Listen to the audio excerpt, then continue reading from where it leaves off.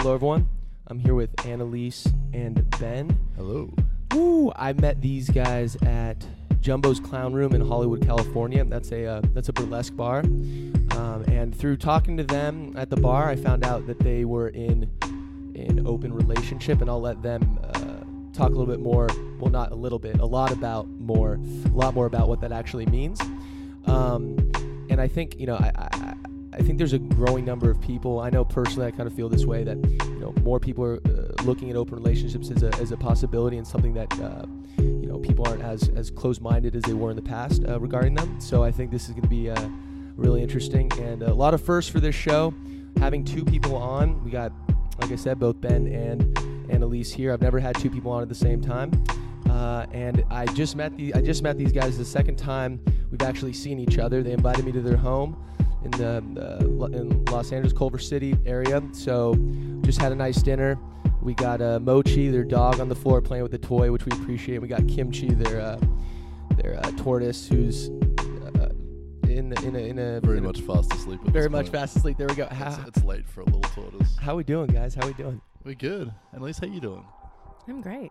Thanks for having me. Let me just say, you guys are legends. You met a random dude at a bar. I was preaching about my bullshit podcast, and you guys, well, Annalise actually was the one that said, "Yo, I'm interested in that. Let's see if we can work something out." I think after a couple of fireball shots, Annalise is down for pretty much anything. Damn. So. Yeah. Well, regardless, we're sober. We're here now, and we're down to riff. As I was explaining before the show, what riff means to Annalise. So, I think how you met stories are usually pretty rough, but in this case, I think it's pertinent to the conversation, and I think it's a cool story. So, can you guys talk a little about how you lovebirds met? Yeah, for sure. We can definitely do that. So, I guess I'll quickly take a moment to introduce myself. Absolutely. My name is Ben van der Busse. I'm an Australian-born, newcomer to America. Been here just over 5 years. Right on. And this is Annalise. I'll pass the mic over. I'm Annalise, and I'm Ben's wife. Is that how you? Is that your identity? You're Ben's wife? No. No, I'm just kidding. No, I'm getting all nervous. No. First of all, you're doing great. I actually did not mention that yet. Yes, Annalise and Ben are married. I should have pointed out at the beginning. So, Annalise, you got the mic right now. How'd you guys meet? I'm actually going to pass it to Ben because he's much better at describing our marriage story. Sure. I mean, yeah. Okay, go for it. I love it. I'll keep it short but sweet. But so basically, we met. It would have been just after Valentine's Day back in 2009. I spent a month traveling around Southeast Asia. Did 3 weeks in Thailand and 10 days or so in Cambodia. And I met her right at the tail end of my time in Cambodia, and she was also in Cambodia. I was just backpacking, but Annalise was there for a service trip. She was working for a non-profit at the time, and they had raised $1 million to build this orphanage school in the capital, Phnom Penh. But we didn't meet there. We met up in just outside of a town called Siem Reap in the north, at one of the very famous temples in a complex called Angkor Wat. This particular temple was featured in the movie Tomb Raider. Okay. In the day. It's a beautiful place with wait, the one with Angelina Jolie? Exactly right. Okay, that's yeah, right. where they're in that temple, and I don't remember what's going on. A lot of movement, a lot of guns. This crazy banyan trees that grows from the stones there. So the trees have overtaken the temple. It's like nature has retaken this building that man made. It's a really special spot. Love it. But we met, it was right at the end of the day, so all the tour buses had left, and we were just kind of doing our own private tours. I was there with one friend, and she was there with a couple of girlfriends of hers. So there's probably all of 6 people at this temple. These days, if you go there at any given time, there's probably more than 1,000. And they built all this scaffolding and stuff. It's a really famous tourist spot in Cambodia. And how'd you guys get a private tour of that? No. So we had private drivers, so they just dropped us off on the front. I had my driver drop us off on one side of the temple, and they were on the other. But we kind of met my friend had gone off in search of a good photograph, and I was taking my time. So I met the girls, and they were kind of on their way out of the temple, and I was on my way in. and they asked to if I could take a picture of them, and said sure, no worries, I'll take a photo. And worst photo ever, by the Well, way. I was gonna say, do you still have that photo? No, absolutely not. Oh no, that went straight into the trash. Oh, damn, okay. I wanted to get a photo of I didn't know much about photography at the time, so the girls wanted to take a photo in front of one of the famous trees. So I decided the best angle, to impress the girls, especially Annalise, was to, so you knew right off the bat. She was cute. Okay, still is. Yeah, absolutely. Okay, yeah, so right on. Beautiful Korean woman, this temple. Yeah. So I was lying down on my stomach and facing up. So I managed to catch the girls and the tree in the photograph, but managed to give them all double chins, even though none of them have them. So yeah, that was a smooth move. But we got to talking, and turns out that both seemed to be pretty interested in each other, and special time. But so we chatted for about 10 minutes and hit it off. But my friend had gone off into this temple on his own. I was like, oh crap, I better go and find him. Right. So like, hey girls, I'll be back in a minute. But so I went off in search of my friend. It took me about 15 minutes to find him. It's a pretty big place, but by the time I'd found him, it started to rain. So like the wind changed and the leaves started falling. It started raining. And I was like, dude, I met the most amazing girl. Like, I got to take you back to them and introduce you to your friends. Yeah, I need a wingman, dude. Yeah, but turns out it was raining, and we're lost in this ancient temple. So it was literally out of Tomb Raider or something. We were running around this temple, avoiding traps and lights and the rain coming in, and eventually found them. They were on their way out. Like, oh, we're leaving too. Oh no, definitely. I'll walk you back to your tuk-tuk or something. Right. And yeah, so we chatted a bit, and Annalise is all smooth. She goes, oh, hey, by the way, we're going to this restaurant. It's this Thai restaurant. It's in the Lonely Planet. It's supposed to be really good. We're going to be there at 7:30 if you want to join or casually. Boom. So, cool. All right, sounds good. I didn't tell her that our tuk-tuk was actually on the other side of the temple, so I wasn't walking out to meet our guide. We were just trying to spend a few more minutes with her. Right. But I guess as it turned out, when I was off looking for my friends, she was panicking and talking to her girlfriends because she thought I was cute. Oh, you guys were both doing the same thing? Yeah. She was like, oh, crap, how are we going to, make a move on this guy? And like, oh, just pull up the Lonely Planet, find the first restaurant you can find and, tell that you're going to be there later. So we met up later that evening. I was there about 15 minutes early, my friend and I, and, we got scrubbed up, tried to look a bit better, even though the humidity and the heat were out of control. Right. So we got there about 15 minutes early. The girls were 45 minutes late. Yeah. So I, of course, thought I'd been stood up. And yeah, they eventually rolled in, but I was ready to, throw it in and, go back home to Australia at that point. Screw this. Yeah. But they turned up, and to my chagrin, everything was going very well. We had a great dinner, and we went off to go drinking and dancing that evening. We spent the night together.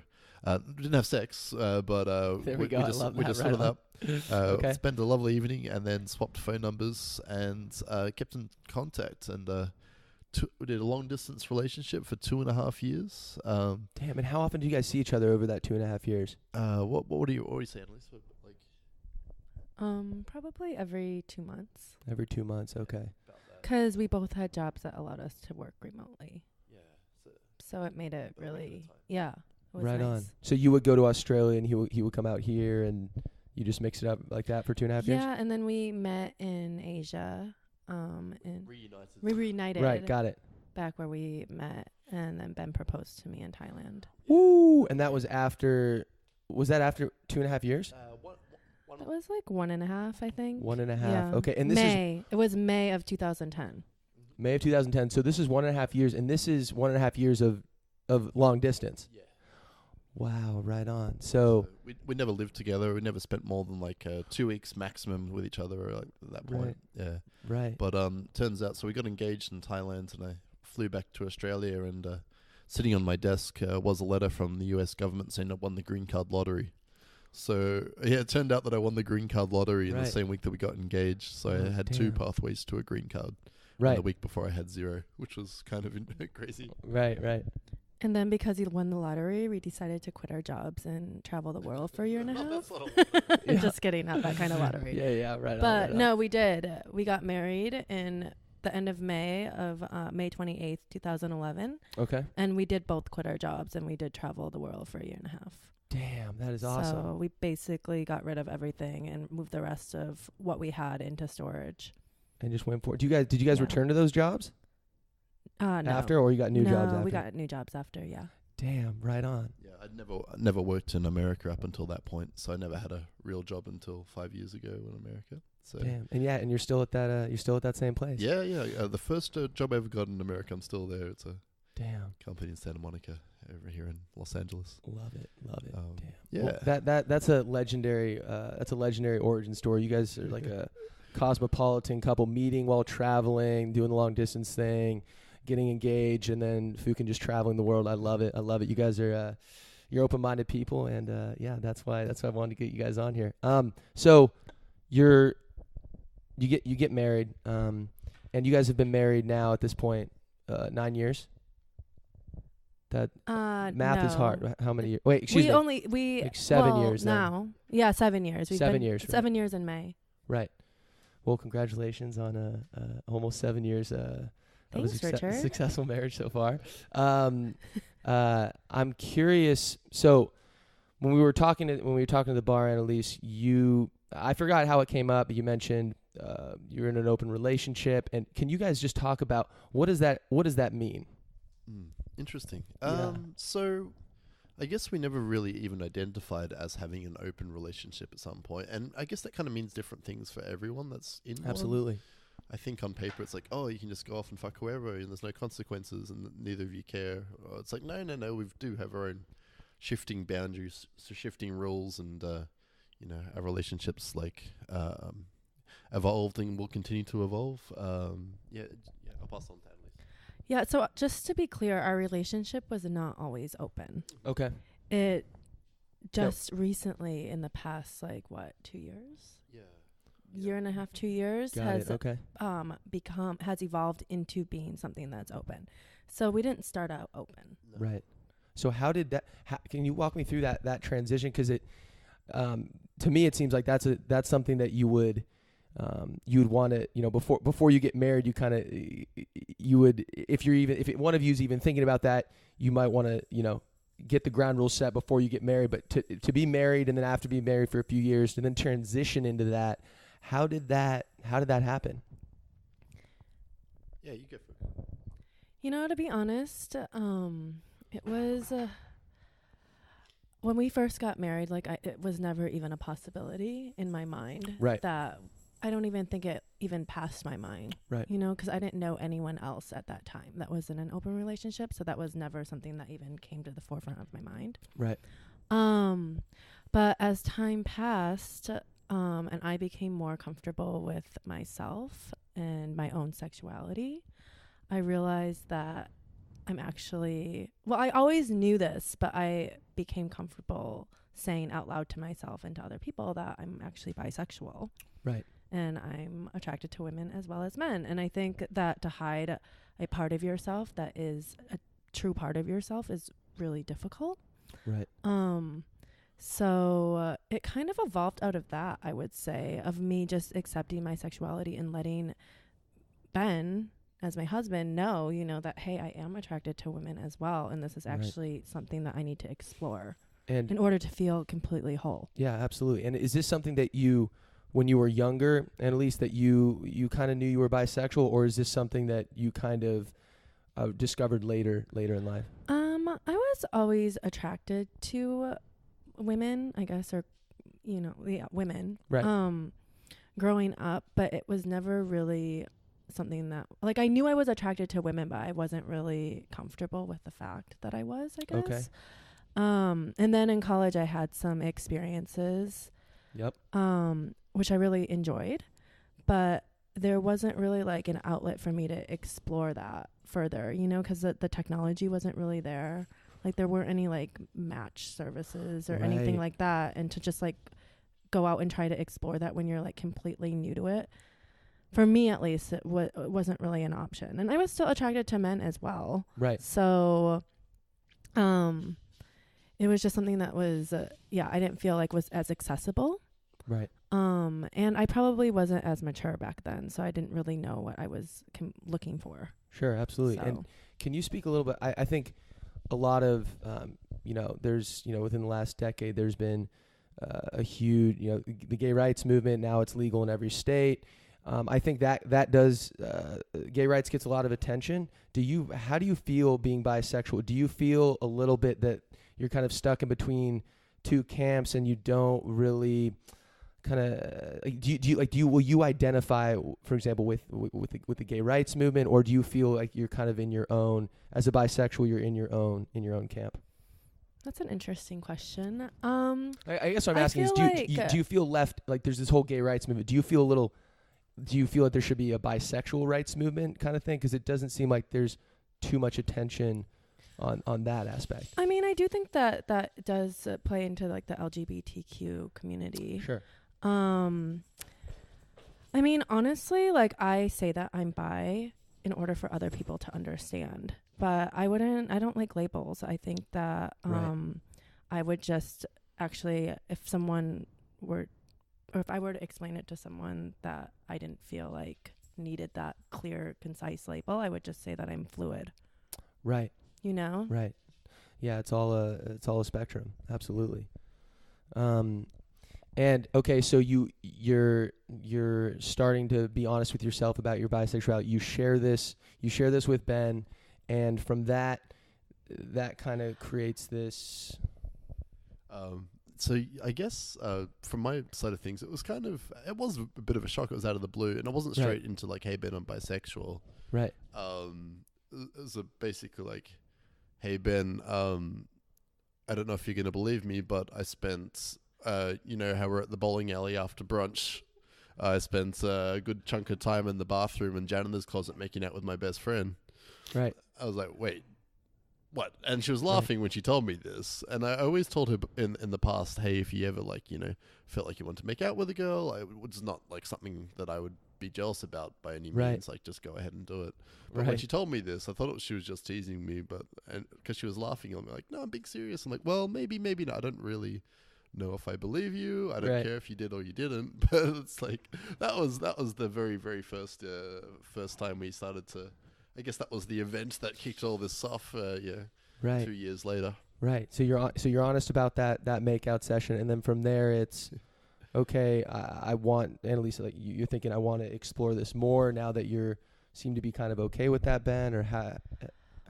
Well, what actually happened is that. Okay, there we go. So Ben didn't really believe me. Sure. And then my friend came over, and we ended up, hooking up.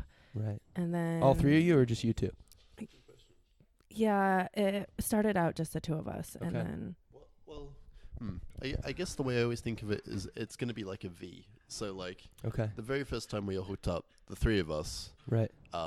Annalise would be in the middle. So I would do things with Annalise. She would do things with her friends, but between her friend and I, that was never a discussion we never had. It was never like, hey, can I go make out with girls or something? Like, if I had even probably suggested that, I would have been in a lot of trouble for even coming up with that idea. Right, totally. That's kind of what I was getting at before. Like when you're, now that when you're married, it's so hard to be, as soon as you bring up, oh, I'm interested in the, in kind of exploring an open relationship. If the other person isn't on board, it can be a very very tough situation. I imagine. Okay, so you had that experience, all three of you, and then from there, was it just kind of a gradual kind of thing where it just increasingly became okay? So I guess we'll give Annalise's friend a name. To protect her identity, we'll call her Jane. I think it was the name we decided on. There we go. Yeah, so Jane and the two of us, we had a fun nights, and we actually had a second experience with her the next day. Okay. Where Annalise was like okay with me like occasionally kissing her in that situation, like a little bit of touching and stuff. Right. So we were testing the waters a little bit there. Right. She lives interstate, so she flew back home the next day, and I remember us on Monday, going about our daily business, walking the dog, going to work. Right. I'm just feeling like that didn't actually happen. Right. That was definitely a dream that we both had, and it feels like it could be real, but there's no way. It's totally such a surreal experience and something that we didn't think would be ever happening. At least for me, it was something I never anticipated being in my life, fantasized about, but never actually thought it would be a reality. Sure, absolutely. And that period where, you're both thinking, okay, did this actually happen? Was that would you say difficult, or would you say it was just kind of a new thing? I think for both of us, like, holy crap, that was amazing. Like, Right. wow, what does this mean? Like, you know. Right. Yeah. Annalise, how did it make you feel? I actually felt really comfortable with it because I have a very close relationship. She was obviously my best friend. So Right. I knew the trust was there, you know? Like, I knew Sure. that she wasn't going to be disrespecting the boundaries. Right. Disrespecting the boundaries meaning go Whatever, yeah. behind your back with Ben. Yeah, or like just, you know, like doing something that she knew wouldn't be Right. kosher with me. Got it. So, and at that time, to be honest, I don't think our boundaries were exactly 100% clear, because it was just, we hadn't really talked about it. So it Right. was like just an assumption of what would be okay and what wouldn't. Right. But like I said, we're best friends. So I think she was able to read and know what was okay at that point in time. Right. Absolutely. So, And you mentioned boundaries right there. What are kind of the ground rules and the boundaries that you guys have with this open relationship? well, Is that what you guys call it? Do you just say an open relationship? Do you use a different name for it? I'm always curious about that. We just say open relationship open to relationship. keep it simple, or open. Open. Yeah. I like it. We're open. Yeah, we're open. Well, I think the boundaries have really evolved over time. And to be Okay. honest, I think that they're always like shifting and changing and Right. evolving. Just speaking of labels, you talk about, and you know, we're not like people that like labels in many different ways, but Right. one label that we don't identify with, and some people jump to it, is swingers. Like, oh, Ben and Annalise, they're swingers. Like, Right. no, it's not. 1994. We don't dress Right. in robes and. Right. Or I don't have a 8-sided die in my keychain or something. Right. like that. Exactly. Put You them pull into up in the your bowl. Cadillac. Yeah, exactly right. Right, No, we definitely exactly. don't identify as that personally. Right. Right. But it's an interesting question about boundaries. I mean, at least for me, because we never had boundaries going into this, and the conversation about boundaries and where the line is something that we discuss very, very often. And I think for anybody that was considering something like this, it'd be really important to have that conversation before, definitely have that conversation after, check in, see how you feel, but also like when you have any experience, it's often going to be a new experience of some sort. To find a way to check into with your partner, make sure that you do keep talking to them as it's going and making eye contact and saying it's okay, and or like tapping each other on the shoulder or kicking you in the shin, like, no, don't do that, like, or Right. something. Oh, so you're saying during the actual experience? Oh, if you're- absolutely. Right. 'cause Absolutely. it could be too Okay. late by that point. Cool. And I also think it's really important to check in with the person that, Right. is either joining us, or, I mean, I guess maybe not when it's like one-on-one, but like as Yeah, like because a they're not three- always. It's not always the threesome. No, Right. but like talking threesomes, I guess it's definitely important to check in with the person as that we're doing stuff with as well, Yeah. Absolutely. to make sure that they're feeling safe and comfortable too. Totally. Can you get a little more into the specifics about what are some of those boundaries? Is there a limit to how many experiences you can have with other people per week, for how long you can do it? Like, is there or are they not that? Are the rules not that strict? We don't quantify these things. Okay. I mean, like, there's definitely like an upper limit for sure. And, sometimes so we often meet people when we're out, and we have to explain things, especially if there's like a context in which like one or both of us might end up like hooking up with somebody. Like, we always want to like explain at least an abridged version of who we are and what we are, so like it's clear from the outset. So you're saying to the other person, the other partner, that they know what your current situation is? Yeah. Right. That's definitely something that we've decided. Got it. And I'm curious, Annalise, did you want to add something to that? I was also going to say that I think every situation is different. Okay. So you have to like read the situation and just see what it needs. You know what I mean? Right. Because not every situation's going to be the same, or like not every person's the same. So Right. And does it matter how, for example, if Annalise, if you're with if you're, what do you call it? Engaging in an experience with, having a physical interaction with, what's the, I don't even know what to, or having sex with someone. Does Ben have to, does it matter if Ben, if he likes the person or doesn't? Is it kind of like they kind of are all like Ben or you are also part of, even though it's, let's say in your case, Annalise, even though it's Ben having experience with someone else, how much are you still involved in it, even though you're not actually engaging in the, in the sex or whatever it is that Ben happens to be doing? Well, he'll always inform me if he is having feelings towards someone, especially if I'm not in town and he's like abroad or out of the state or something. Right. But otherwise, I usually like meet them. And I want to know who they are. Right. And will you always talk about it, or is it could it just be something as simple as you meet them and you don't need to talk explicitly about it? We usually talk about it a little bit, but sometimes no. I think it's just more of an energy read on that person. Yeah, I think it's very important that we at least trust each other's sexual partners in multiple ways.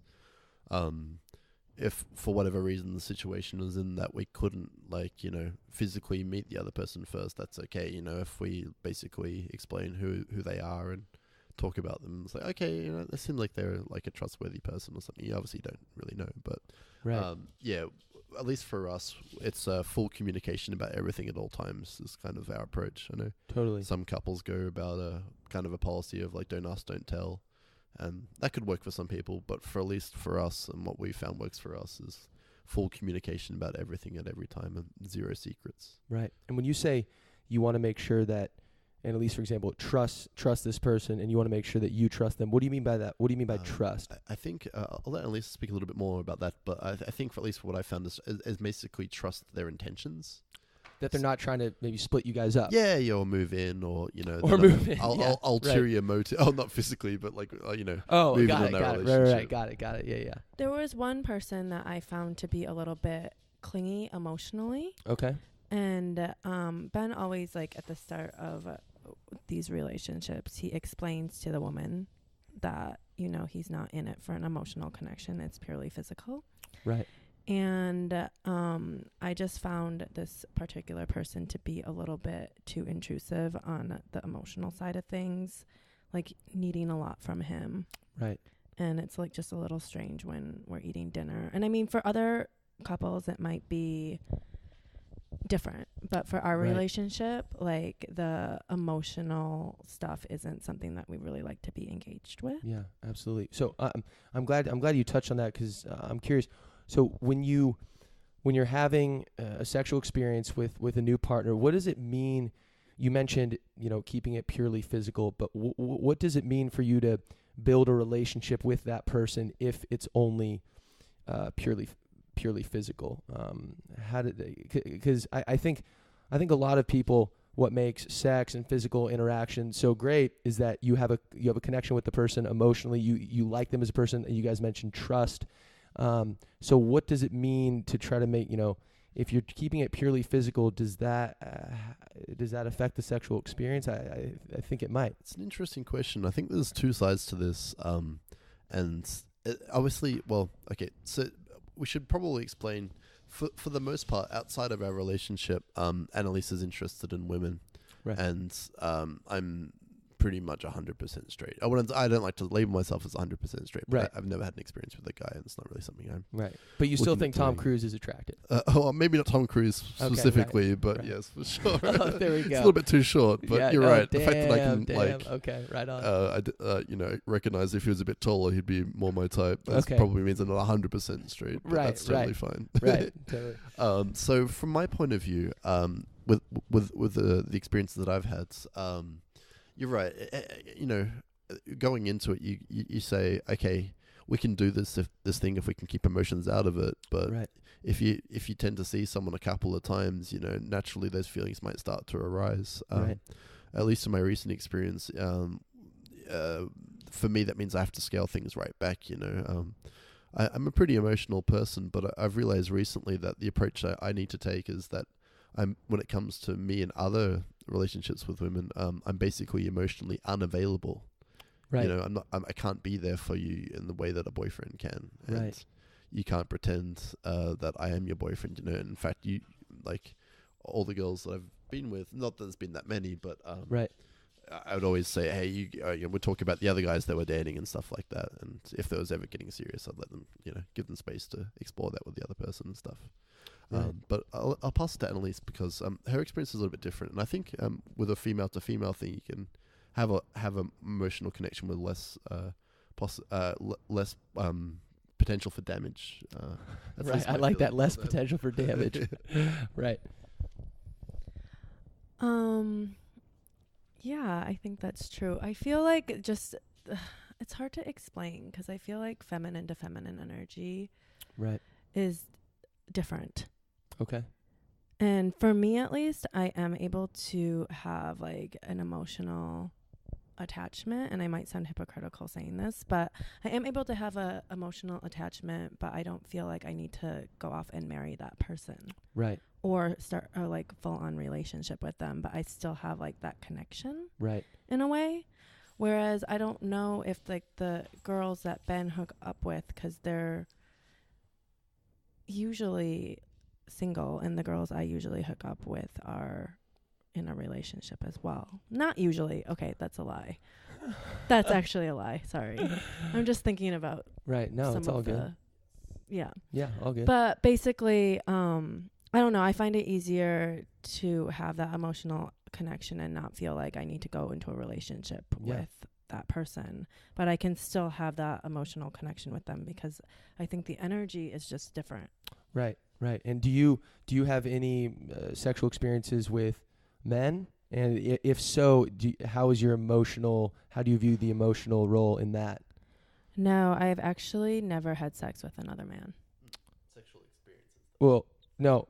Well, yeah, sexual. I love that phrase, that sexual experience. So I'm saying, so wait, never had sex with a man. You're saying since you've been married? Yeah, since I've been married. Never had sex with another man. Yes, that's Right, correct. right. Got it. Okay, so you use your. Oh, but I have hold on. I have done foursomes. Okay, so foursome with no sex. How many was it? 2 women, 2 men. Yes. Got it. Okay. And I've like given head and stuff, but I haven't Right. done like penetration. Right. Right. As of this date, we'll see. And yeah, Ben. As of 1/2/18. Exactly. I'm curious. Is that something you both are open to? Like, Annalise, is that one of the ground rules that you guys have kind of settled on, or is that still gray area? I don't want to touch anything that hasn't been worked out yet. No, I think it's totally fine. Right. We've talked about it before, and I don't think that we're opposed to it. Right. I think we need to talk through it because it's a new experience. So, like any new experience, we'd have to talk about it before it happened. Right. But quite honestly, I'm not really interested in having sex with another dude right now. Right. Right. Like, it doesn't appeal to me because I'm really feel like that part of me, that side of me is really satisfied by all of those needs are satisfied by Ben. Absolutely. It's just that other needs that I have cannot be met by Ben. Right. And that's where some of this exploration comes in. Right. And so you mentioned foursome, Ben. I'm curious, this question for you. Sure. Since you're not bisexual, when you're having an experience when there's another male partner there, how are you touching them at all, or is it mostly you both are kind of doing your thing with the women? I guess it's depends on the situation. I guess I mean, like I said, I haven't done anything sexual with a guy before. Right. But I'm pretty comfortable in most situations. And certain situations, it's quite like physically like right next to each other or something. I know some Right. guys feel very strongly like, hey, there cannot be another man anywhere near me in a sexual Right. situation. That's how straight I am. There could not be another man within 100 Yeah, meters of me. it's I am not- so straight. Exactly right. Right. Exactly. I love that. That's Yeah. not so uncommon. But Right. in the handful of experiences that we've had a range of different situations. Every situation, every couple that we've been with so far has been a very different situation. Awesome. And how often are you guys having sexual experiences with other people, and is it often? So I guess how often and how many different people is it? Do you have someone that you'll go, that you'll repeatedly go to, or is it kind of you'll do it a few times and then kind of on to the next one? That is another interesting question, mate. There we You've got all the good ones tonight. There we go. So again, it ebbs and flows for sure. For us, we don't like, we really desire this and that tonight. We go look for it. I think it's really like whatever things that present themselves kind of like happen naturally. At least for me, when it comes to solo experiences with other women, the phrase that I've been using recently, describing it to my friends and people we meet, is that I've been given enough rope to hang myself with. And that's not a very nice expression, but Right. I think it's pretty apt. Annalise is incredible. She's really understanding and open-minded. And she's like, Yeah. you know what? I have my solo experiences. Feel free to go and do your thing. So Right. at least for me, like, wow, this is great. But, I will want to limit myself. I haven't had a solo experience at this point for probably 3-4 months, just by myself. That's Right. probably the most recent time. Sex with another girl has been 3 to 4 months. Yeah, something like that. There we go. Annalise, did we want to argue that point? No, I guess not. No, I guess That not. isn't accurate. Oh, statement. damn. No. There we go. But how often do we have experiences? Oh, so hold on. I do want to say that we got a Mochi the dog. So if you guys hear any noise in the background, don't be alarmed. We're playing fetch with the dog right now. We're not in any physical danger at this point. If you hear growling, there's not a pack Exactly. of dogs after us. It's just Exactly. a little sheepdog. Yeah, exactly. So I was saying, well, did we want to hash that out right there, or what's the confusion there? A few months ago, or 3 to 4 months ago was the last time. Well, Ben did have a sleepover with someone while I was away a month Okay. ago, but it didn't really accumulate into anything. Right. Okay. We didn't have sex. No, but they did sleep over. Right. Okay. And I should mention, it was the very first sleepover that he had with a woman on his own. So that was something different. Okay. And so when a new experience like that comes up, is it something, will you as a rule try to get out ahead of it? So before anything happens, you'll make sure to, talk it out, or will it be, okay, we're going to have this experience, like for example, we're going to try sleepover, and then we'll talk it out and see how everyone feels about it, and then maybe make a rule based on that? Or how do you approach bringing new things into the equation? Well, I think because our relationship is basically like one of the main foundations is communication. Right. We really, as a couple, like to discuss things before things happen. Right. So I'd give him the okay, and if it happens, it happens. If it doesn't, it doesn't. Right. Got it. I don't think much more could happen than what I'm giving him the okay Right. with. So Absolutely. I'm pretty and- lenient. Yeah. No. Yeah. Pretty lenient. I think is a She's way to put it. she's given away a lot of rope. Yeah. Well, enough to hang yourself, brother. So I touched a little bit on this earlier, but if one of you feels that the experience you're having with another partner is becoming, so not just if they're becoming emotionally, Annalise, you mentioned this earlier, that someone Ben was seeing was becoming a little too emotionally attached. What do you guys do when you yourselves are feeling like something more than just a physical relationship? Annalise, I know you tend to foster the more emotional connection with your female partners, but how do you prevent the emotions from picking up so much that it starts deteriorating what you two have between each other? Have you ever had to kind of cut things off because it got too much, or how does that work? Yes, absolutely. Okay. And speaking to that, I think that I was actually the very first one to kind of get into a situation like that myself with this one partner of mine. We'll call her Mary. Mary. Unless that's her actual name. I just took a guess. Definitely I hope it's not Mary. Okay, it's definitely not Mary. Okay. Right on. But Mary, if you're listening, this isn't about you. Yeah, okay, there we go. They have a friend Mary. That's fine. Okay. Yeah, so tell me about that. Yeah, so actually it was really like the first I guess pretty serious relation. I don't even know if we'd call it a relationship, but I was seeing this. I met this person, Mary, and I was seeing Mary on a pretty regular basis. Okay. For a number of months. And I would go over and sleep at Mary's house. And is this while would Ben be in town? Yeah, Ben was here. So Ben was in the bed with the dog then. Pretty much. Yeah, there we go. Or putting the dog to sleep or something. Right, exactly. And I was out having fun. Till all hours of the morning. Right. There we go. But yeah, I feel like it started getting a little bit rough on our relationship. Okay. And I think it was at that time, it was really new to us because we had never really experienced anything like this before, or like opened our relationship up to just me going out with someone on my own while Ben stayed at home, watching the dog and feeding the tortoise. Right. So it was interesting, and I think that it involved a lot of communication. There were new boundaries that were put up, and then there were boundaries that were removed once like trust formed. Right. In the end, like I think that we learned a lot out of that situation, wouldn't you say? Yeah, for sure. Yes. Yeah, for sure. We learned a lot. I think things fell apart there organically. You guys just went right for each other.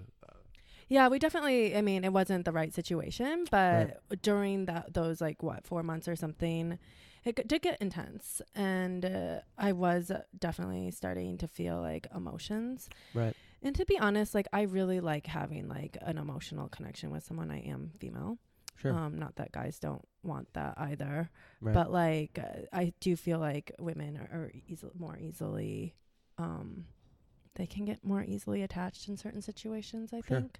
So I do feel like, and I'm not trying to make a general statement there, but from my experience as a woman and talking to my girlfriends, I do find that statement to be pretty true. But yeah, so I think it was a really great learning process, but it definitely kind of had its own natural course. Yeah, absolutely. No, I think I think it's so cool that you guys, you'll have an experience, and it might, you mentioned, being picking up too much emotionally, and you both attack it together and say, okay, well, we learned from this, and we'll approach things differently in the future. I think that's, I think that's awesome. One thing that did come out of that was, this was the first time, at least. So timeline-wise, this is around March of 2011. Okay. Just now last year, which is still weird to say. Right. But yeah, I guess something that came out of that. Annalise, correct me if I'm wrong. This was March 2011. 2017. Oh, 2017. Sorry, Okay. Right. Got it. Okay. Right. Got it. My years are all mixed up. Right. Something that I think did manifest for Annalise, and you can speak a little bit to this if you want, sweetie. But I think Annalise was feeling a little bit. How do you say?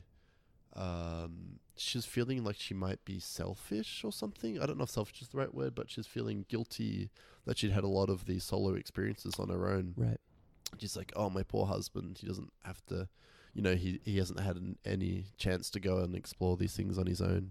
Oh, so was this before that you had another? This is before I'd been on a solo adventure. Got it. So, yeah, I about a month later, Annalise allowed me to have my first solo experience, and I'm not saying that was all because of coming out of that relationship, but I think that was definitely a factor in her allowing me to have my own experiences. Right. How was that first experience? Was it scary? Was it like? The act itself wasn't scary. Right. My huge fear and what I was terrified about was that even if you give someone permission to do something, you don't necessarily, especially if it's something for the first time, you don't really know how you're going to feel or react after the deed is done. Right. So if my fear, and we do a good job of talking about this stuff, but my fear was like, hey, thank you so much for letting me have sex with that girl last night. She'd be like, yeah, no, we're getting a divorce. Like, I don't like that you cheated on me, or something like that. Something relatively irrational in my own mind. But that would be the really big concern. But to Annalise's credit, she didn't have those. She didn't project those feelings onto me at all. Right. So, anyway, I'll pass the mic along. You look like you're wanting to say. No, you good? Okay. Okay. Annalise is good. Right on. So Ben, I think this, I think I know the answer for Annalise on this question. It's, but when you have sex with other partners, is the focus on, you mentioned, I know Ben, you keep it more on the physical side. Given that, is the sexual experience, are you focused more on yourself in terms of, okay, I'm trying to get a pleasurable experience from this, or are you how much are you thinking about the other partner in terms of their needs? Because as soon as you start thinking that way, right, that's when the emotion gets involved, right? Because as soon as you care, okay, I want this person to feel good, right? Isn't that there's some emotional stuff sure. there? This seems like an odd question to me, but I'll answer it the best I can. Yeah, go for it. I think, at least for me, when I'm in the moment, I try to do my best to have the other person feel the way they're looking to feel. Right. But it's when it's time to say goodbye, that's where the emotional door has to be closed. At least for me. Right. So. Right. But I also think to be fair, you let the woman know in advance that you're not looking for like any sort of emotional connection with them, and they go into it knowing that. Right. And so I'm curious, are there, in these experiences, are there when you greet them, if you have another sexual partner when you greet them, is there like a, hey, how are you kiss? Is there a goodbye kiss? How much of the little things are there? So I'm always wearing a purple satin robe. That's like my general go-to dress. Okay. I'm always wearing. The robe is usually left undone, so my bits are hanging out. But there we go. No. Back to being serious. I'm actually, I guess usually, not always a welcome kiss, because I don't necessarily want to assume that situation is always going to be sexual. Right. In fact, I think for both of us, we don't like, hey, come over and have sex tonight. Even between the two of us, like, let's go and have sex right now or something. Right. It's like, it just more happens. But right. It's I think like saying goodbye and stuff, for sure we allow ourselves to kiss. I mean, it's still you just had sex. What's the difference? But no, for sure. Totally. I'm curious. So you mentioned you don't know going into experience if you're going to. If anything physical is going to happen with this person that you're seeing. So will you kind of, so before you go, let's say you're going to go see someone, you haven't quite read them, you don't know if they would be open to it. You will still check, obviously you'll check with Annalise, look, I don't know what the deal is here, but if it comes up, can I take things further? Is that? Yeah, that's actually pretty accurate, I guess. You know, like, hey, I guess if, going to have drinks by yourself with the person of the opposite sex on a Friday night, I think there's, as someone in late 20s, early 30s, I think that possibility is definitely implied, especially if the other person is single. Right. But we do a good job, at least I think we do, of checking in before each other. Say, hey, these are my possible intentions. Hypothetically, would this be okay? And if we are hitting it off, we've made out at the bar or something, I'll often try to take a couple of minutes to text or call Annalise and just let her know, hey, things are going really well. We might go back to her place. Is this okay? Maybe it's yes. It's typically yes, but maybe there's hesitations, and we'll talk them through. So yeah, absolutely. And I'm curious, just logistically, if you make plans with another partner, and then let's say Annalise, you make plans with someone, and then Ben has something come up. Oh, we got to go to this show, or we got to go to this thing. Will you? How often does the plans with one partner conflict with your plans, and how do you, if there are ever issues there, how do you resolve that? Do you guys both take precedent over the other person, or how does that work? We're really type A, so we have everything on our calendar in advance, usually. Right. But yeah, there are some times when, like maybe I haven't checked in with Ben and he's forgotten to tell me there's something going on after work or whatever, I do the same thing. Sure. Or something's just popped up and we just don't really check in with each other. Right. But usually, what would you say? I think that we put each other first. Absolutely. Right. Yeah. No, I think. And we'll probably just like cancel the plans with the other person and move them to a different day or whatever. But, yeah. Right on. We always put each other first, and I think that's why this relationship works so well for us. For our situation, because each situation is unique. Each couple's situation is going to be unique with their boundaries and what they're okay with, and how they delegate their time. Right. Absolutely. So I think people listening to this that may not have either an understanding of this world at all. I mean there's definitely I think that's would probably be most people. What would you say to those people that, like, I think they think that they're listening to this right now, they think, oh, okay, you have an open relationship, great, but they probably think that, is there a certain amount of just being human? Is there a certain amount of, let's say jealousy, if that's the right word, that comes up if one of you are having an experience with another partner?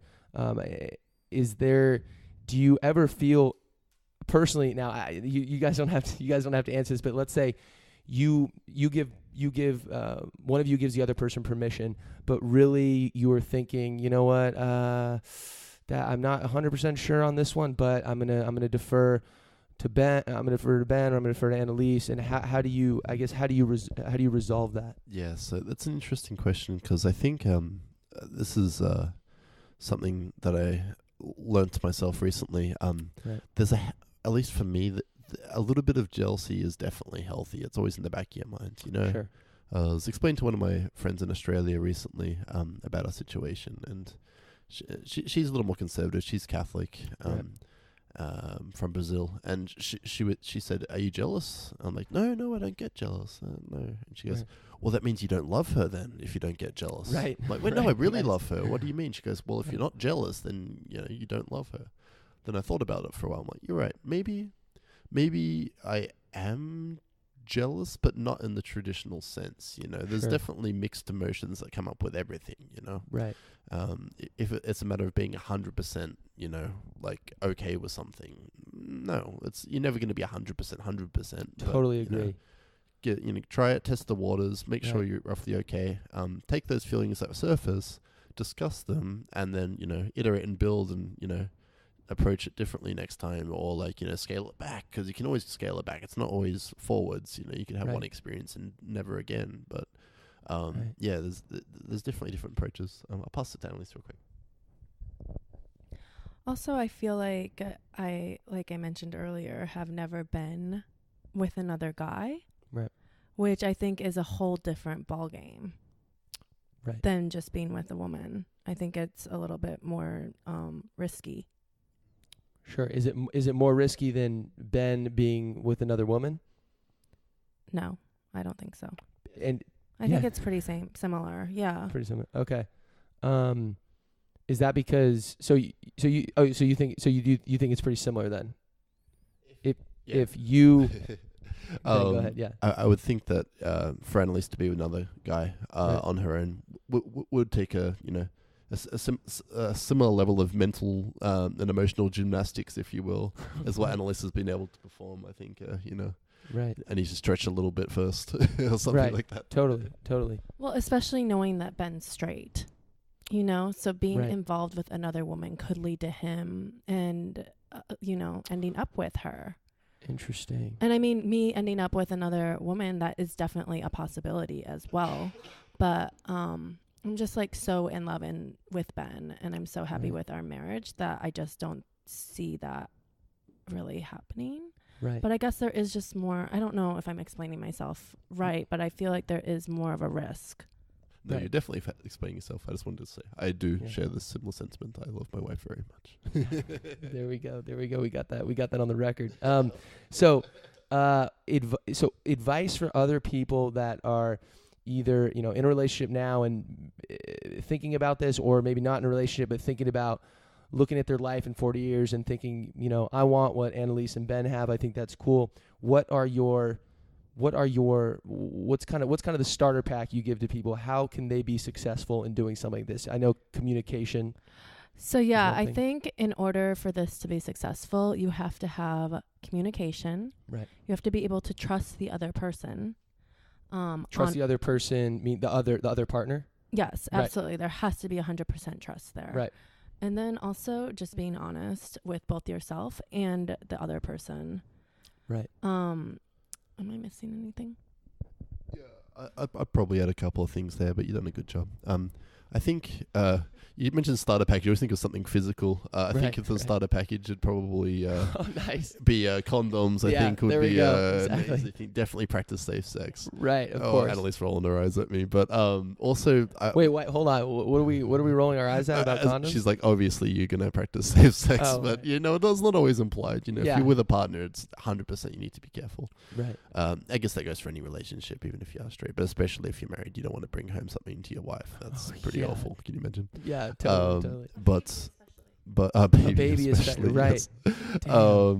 But yeah, speaking of baby, I think baby steps is really important to ease yourself into it. Don't dive into the deep end and learn to swim. Right. Take a step together if you can.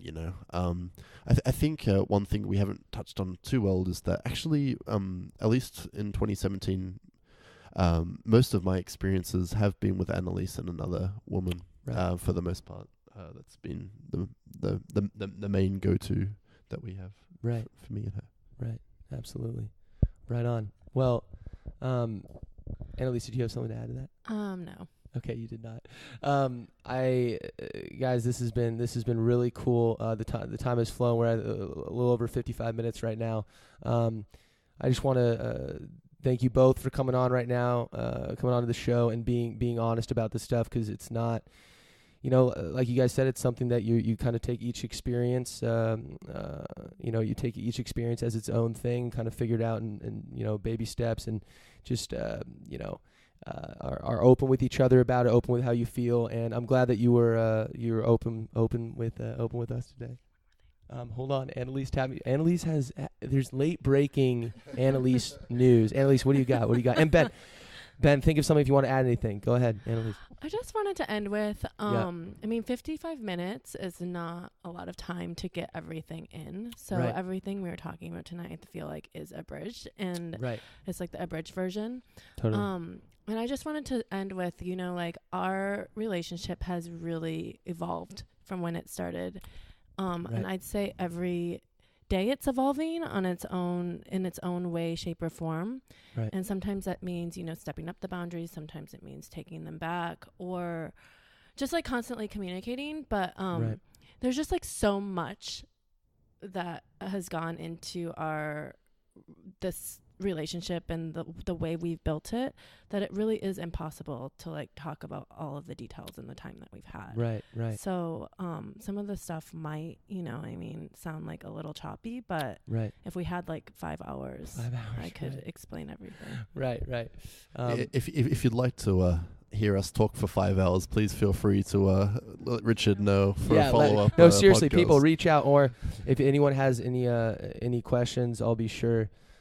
I'll forward them along, and I'm sure Annalise and Ben would be more than happy to answer that. You mentioned this being kind of an abridged version. Are there any books, or are there any kind of other external resources that you guys leaned on to help you through this, or was it really just you two figuring it out? The Ethical Slut The Ethical Slut. Okay. It is actually a great book. Okay. Right There's on. a lot of stuff on the internet. But you'd be certainly surprised. I feel like if you are curious, Right. I would just open the conversation and not feel like the subject is taboo, because there's so many people since we've opened our marriage that are either interested or Right. they're in a similar boat, but they just don't talk about it because Totally. they're, nervous of being judged or whatever. Totally. So my advice is just to be open and to live your life how you want to live your life, and, celebrate living Yeah. and do what you want to do Celebrate living and do what you without wanna hurting do. anyone else. With on that the caveat. side. Asterisk. Yes. TM. Right on. Ben. Yeah, Richard. I guess one thing, the only hesitation in doing this podcast, it was that, I think for both Annalise and I, we don't necessarily even consider ourselves to be any sort of expert on this topic. Sure. We've only been in this boat for a couple of years. Right. And even today, we feel like we're still trying to figure it out. There's Right. no handbook, there's no rule book for figuring this stuff out. And Right. our advice might be completely wrong for another couple. Totally. Everyone's completely different. So we're just trying to figure out doing it the best we can with day by day. And but I think when it comes down to it, is we feel that our relationship's never been stronger. We've never been happier in our relationship and as individuals. And for the most part, we're really just enjoying and loving our lives. Is this forever? Maybe, maybe not. Maybe it might look like something completely different in 5 years. Maybe Right. we'll just be a regular couple, Right. closed again. That's totally fine. But Right. who knows what the future holds? So Right. yeah. Whatever it is, you guys, I know you'll be talking about it. You'll be open with each other. I know that's seems to be the pillar with all this. Annalise, anything we want to add? I think I'm done, Richard. Okay, you think you're done. You think you're done. We'll do I don't another think 5. anyone wants to hear my voice anymore. Oh, please. Your voice is beautiful. Thank you guys both for coming on. This was awesome. Really appreciate it. I think people are getting a lot from it. Thanks for having me. Thanks for having me at your place. You met me at a Fukin Burlesque bar, and let's just hang out. And we're here a week and a half later, so that's awesome. And I really appreciate you guys being open and let me talk to you guys. So thank you so much. No problem. Thank you very much for having me on. And I just want to say, if you're still listening at this point, thank you for putting up with us. And I hope Yes. you've had a bit of fun. We definitely have. I love it. We have someone waiting now, so we have to go. There we go. Just kidding. Yes, there we go. Okay, thanks a lot, guys. Bye.